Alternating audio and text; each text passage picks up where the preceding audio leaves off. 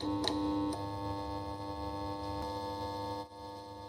this video, we'll talk about the framing of skincare conversation. Specifically, we'll take a look at some of the assumptions that people make when discussing skincare, the axiomatic assumptions that people make discussing skin, some of them unintentionally, meaning most users of skincare products, and some of them quite intentionally, the skincare industrial complex. We'll take a look at those assumptions, we'll break them down, we'll see if they are true or maybe they are false, they're lies.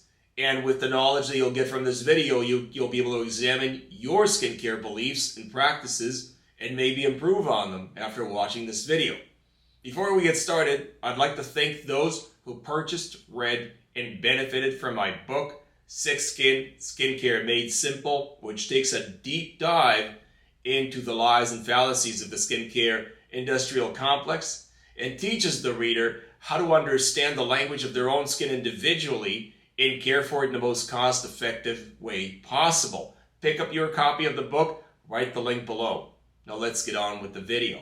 So in this discussion today, we're going to take a look at some of the beliefs that power people's skincare practices. And those beliefs or those assumptions are axiomatic, meaning they're considered irrefutable truths. Now let's take a look at the definition of an axiom. So I'm going to put it up on the screen now. An axiom is a statement or a proposition that is considered self-evidently true and serves as a fundamental starting point for reasoning or argumentation within a particular system of thought or theory. And this means that those are assumptions which are considered to be irrefutable and are at the basis of our discussion.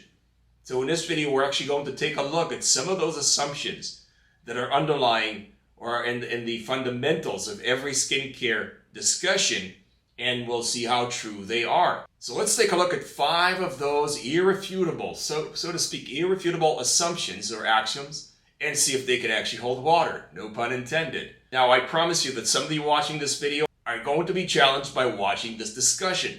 Some of the things that I'm going to bring up are considered gospel Bible truth by most skincare users.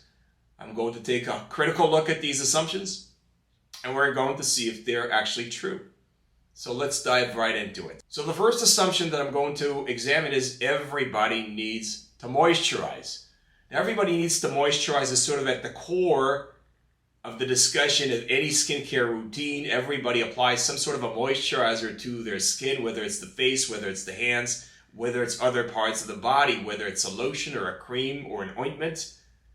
Everybody who's actually talking about their skincare routine has a moisturizer incorporated into that routine.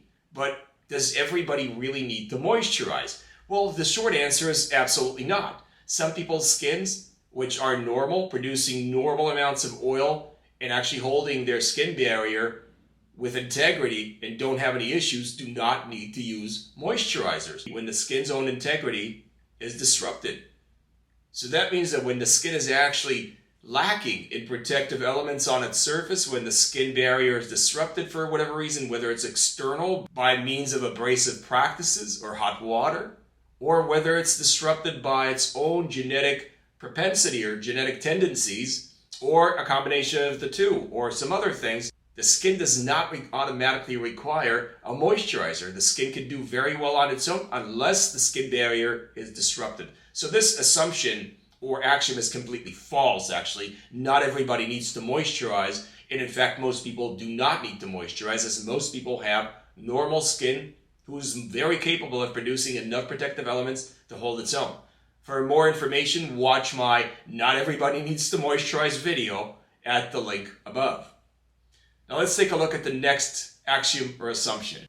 Now the next one is one of my favorites. Everybody needs to cleanse. That means that everybody needs to apply some sort of an abrasive to their skin. So this assumption dictates that everybody needs to use some sort of a cleanser or cleansing practice on their skin for whatever reason.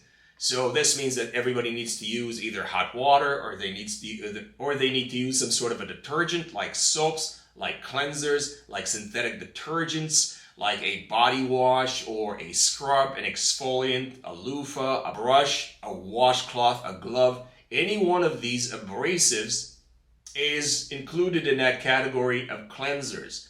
And those are products that are designed basically to abrade the superficial layers of the skin. And they do this for the assumed reason of getting rid of things that the skin does not need or it could be dangerous. That being said, none of the practices that I've mentioned right now have any proven benefit when used from head to toe to so-called cleanse the skin. There's no proven benefit to using a soap from head to toe. There's no proven benefit from using a cleanser from head to toe. There's no proven benefit for scrubbing, exfoliating, using a loofah or a brush on the skin. And none of these practices really have any proven health benefit. That being said, they are being promoted as health practices, but this assumption is actually false. Not everybody needs to cleanse. In fact, cleansing, if there's such a thing, needs to be done on a very particular level, specifically hand washing to prevent the spread of infection under certain circumstances.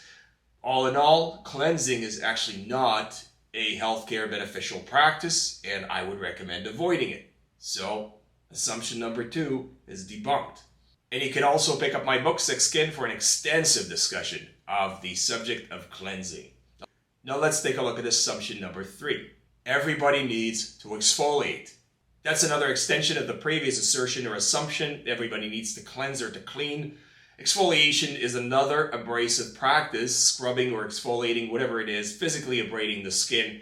That, again, that is a category of practices that have virtually no benefit as far as health is concerned, no medicinal benefit. People practice them quite religiously, and I think that's really the point. These are religious beliefs where people actually believe that they're getting the utmost benefit from these practices, and you may actually feel like you're getting some traction here. I can't argue with that, but the feeling has nothing to do with the actual benefit, and there are no proven benefits to exfoliating your skin.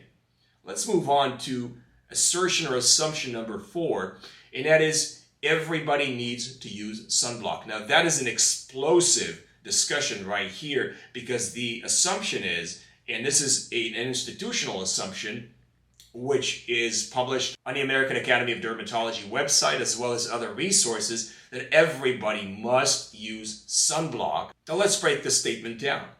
So this statement takes into account that everybody's skin is the same, but we know this to be evidently untrue. There are people who never tan and never burn, very dark-skinned people. All the time they want out in the sun, and they're not going to get sun damage in the same way that a person who burns after spending 20 minutes out in the sun is going to get.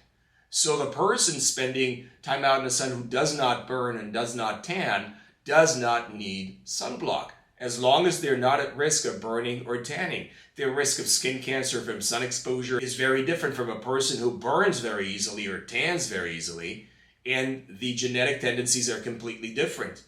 However, there is a drawback to using sunblock or using sun protect or sun avoidant behaviors, because people who don't tan as easily and don't burn as easily require more sun exposure for other reasons. They do require more sun exposure to make more vitamin D. They likely need more sun exposure for other reasons that benefit them. But with this categorical assertion that everybody needs to use sunblock at all times, we're actually depriving people who have tendencies that are not the same as others from the right sun exposure that they need to get the benefits from sun exposure that they would get, and also obviously cultivate a behavior that is more judicious and more intentional rather than just a categorical moral panic around sun exposure. So I think this needs to be a much more nuanced approach, where we actually teach individuals about the tendencies of their own skin. Obviously, people would know best what their skin behaves like out in the sun, and they should be able to figure out how much sun they can actually get and when is the right time to use sunblock. So categorically, I'd say the assertion that everyone needs to use sunblock is actually false. It does not apply to everybody. Some people may benefit from sunblock, obviously. Some people may not benefit from sunblock at all, and in fact need to get exposed to more sun to get the benefits that they need from the sun. Now let's take a look at the last assertion, and this is probably the funnest, and that is that everything that comes out of the skincare industrial complex or out of the skincare industry is scientifically backed and proven. And that is an absolute fallacy. So most of the assertions that I've just mentioned to you are assumed to be backed by scientific research, by scientific evidence. They clearly are not. There's other layers to it where these skincare companies incorporate all sorts of ingredients into their products that are purported to have some sort of a benefit, but then they're actually incorporated under the inactive ingredient list, which means they're not actually carrying any benefit with them, but they are included in the product, which means that they are taking up resources, which means that the product costs more, which means that you pay for the product more, but you're not getting any benefits from these snake oil ingredients.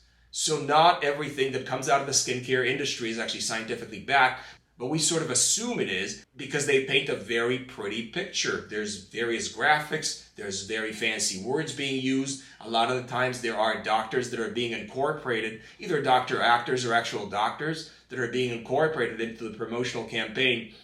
And that paints a different picture from what's the reality behind the scenes. For more information about skincare industry lies, pick up my book, Sick Skin, Skincare Made Simple, on Amazon Books at the link below. And if you like this video, share, like, and subscribe. Which one of the axioms that I've just mentioned did you subscribe to or do you believe in?